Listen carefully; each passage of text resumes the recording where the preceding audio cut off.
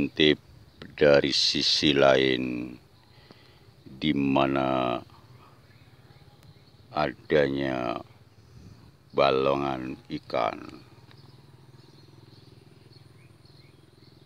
Assalamualaikum warahmatullahi wabarakatuh. Salam jumpa kembali untuk sahabat-sahabat YouTuber serta sahabat media serta para pemirsa yang selalu aktif mengikuti konten-konten Ayah Sadam. Di sini Ayah Sadam akan meliput dengan adanya penunggu balongan ikan. Mari kita ikuti sama-sama. Siapakah penunggu balongan ikan tersebut? Dengan sengaja seorang Ayah Sadam melihat dari sudut waktu yang tepat menjelang tengah hari. Kebetulan sepi, tidak ada pemancing. Untuk mengintip sudut pandang kegelapan dunia lain, ternyata seorang anak kecil yang sedang memancing dengan seriusnya, seperti layaknya manusia memancing. Hanya bedanya, dia tidak bergerak, diam sambil memperhatikan ikannya yang sedang dipancing. Dia memegang joran dengan sangat seriusnya, memperhatikan umpannya. Tak lama kemudian, seorang ahli spiritual hadir di situ. Ditegurlah si anak tersebut. Assalamualaikum warahmatullahi wabarakatuh. Hingga sampai 3 kali uluk salam tidak dijawab. Lantas seorang ahli spiritual memahami tentang dia, bahwasanya memang dari awal sudah memahami bahwa dialah bukan manusia pada umumnya. Dialah anak kecil jadi-jadian yang biasaan dia meniru kehidupan sehari-hari manusia yang sedang memancing. Kebetulan di sini yang berperan adalah anak kecil yang sedang memancing. Dikala sepi tidak ada orang mancing, dia hadir di situ. Lantas seorang ahli ruqyah menyentuh punggungnya dia. Si anak itu langsung balik. Wajahnya seram sekali. Tapi seorang ahli spiritual ruqyah tidak pernah gentar dan takut, bahkan menghadapi langsung berbicara. Siapa kau sebenarnya, Dek? Kamu berperan sebagai anak kecil sedang memancing. Di mana orang tua kalian? Maksud saya, di mana orang tua kamu? Wujudkan diri kamu aslinya. Dia hanya menggeram dan menggeram. Tangannya siap ingin mencakar. Terus seorang ahli ruqyah mengatakan, tuh, lihat, umpanmu sudah disentuh oleh ikan, bergerak. Tapi si anak kecil itu, anak kecil jadi-jadian, tidak menggubris sama sekali. Lantas seorang ahli spiritual ruqyah bertanya lagi, di mana tempat tinggalmu dan di mana kedua orang tuamu? Apakah kamu masih punya orang tua? Kalau kamu diam saja, lebih baik kamu pindah dari sini. Kamu bukanlah anak manusia. Kamu adalah anak jin yang menyerupai anak memancing. Lantas tiba-tiba dia berubah wujud seram, besar sekali, melebihi dari ukuran manusia yang ada.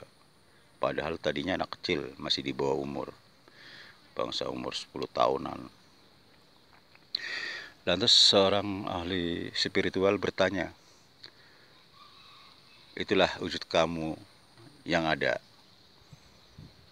Tujuan kamu apa memancing di sini? Kata seorang ahli ruqyah.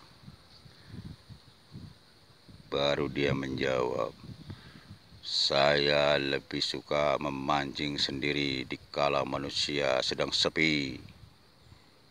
Oh, seperti itu ya, kata si seorang ahli spiritual. Lantas, kamu rumahnya di mana? Tiba-tiba dia menunjukkan di suatu tempat, yaitu salah satu pohon, yaitu pohon sukun.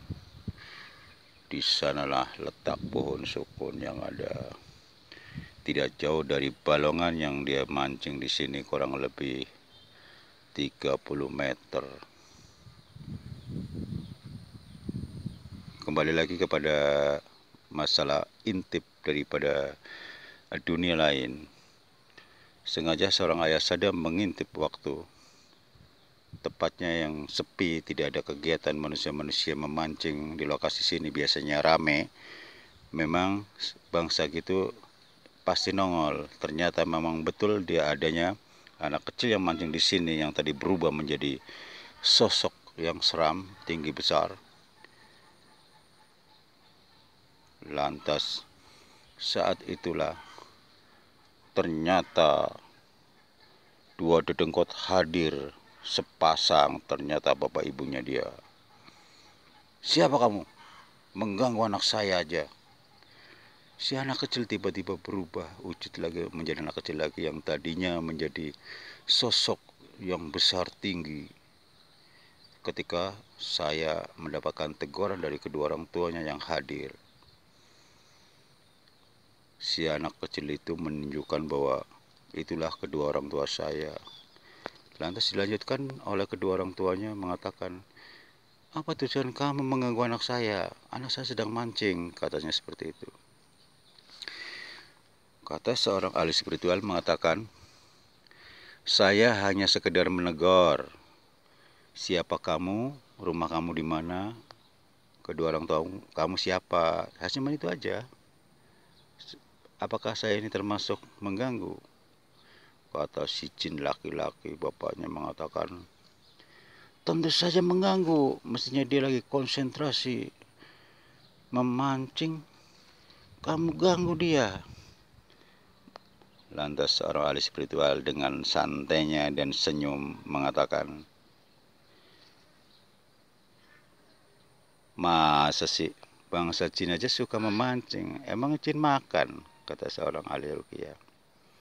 Sudahlah, jangan banyak cincong, kata bapaknya. Sekarang maunya apa lu? Lu termasuk udah ganggu ketenangan anak gue yang ada di situ sedang memancing. Lantas seorang ahli ruqyah dengan santainya pula mengatakan, oh jadi kamu tidak terima ceritanya nih, kata si ahli ruqyah.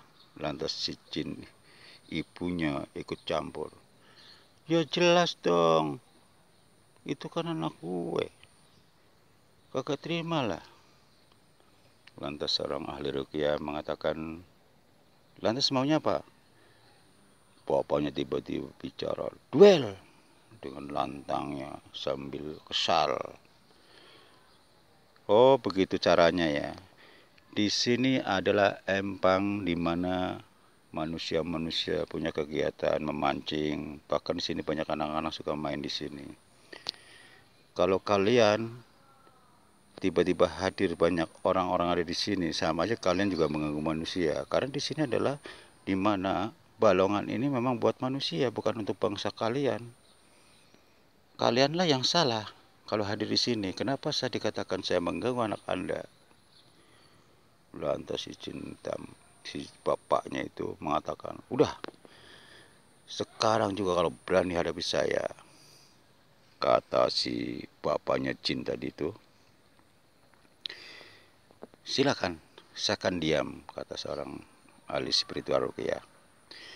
Begitu dia maju ke depan menendang, seorang ahli spiritual ruqyah cukup dengan tangan di atas dada dua-duanya.